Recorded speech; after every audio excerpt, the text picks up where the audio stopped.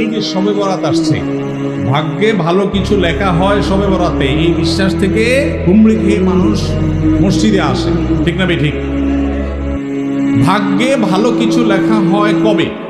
একটা হলো মানুষের সৃষ্টিরও 50,000 বছরে আল্লাহ তাআলা ভাগ্য নির্ধারণ করেছেন। আরেকটা হলো প্রতি বছর যেই রাতে আল্লাহ কোরআন নাজিল করেছেন, আল্লাহ সূরা দুখানে বলেছেন, সেই রাতে অর্থাৎ লাইলাতুল কদরে আল্লাহ তাআলা সব গুরুত্বপূর্ণ বিষয় ধার্য করেন।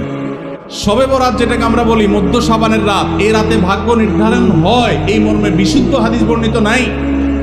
তারপরে আমরা জেনারেলি বলি ভাগ্যে যেন ভালো কিছু আল্লাহ লেখেন, আপনার নসিবে যেন ভালো কিছু আসে, আপনার রিজিকে যেন আল্লাহ বরকত দান করেন, এর জন্য বেশ কিছু আমল আমরা কোরআন হাদিসের আলোকে বলতে পারি, সাজেশন দিতে পারি।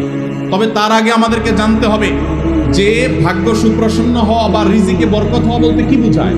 ভাই, রিজিকে বরকত হওয়া বলতে বোঝায় আপনি যা কামাই করবেন এর ভিতরে আল্লাহ তাআলা কল্যাণ দিবেন, যা কামাই করবেন এর ভিতরে বরকত হবে।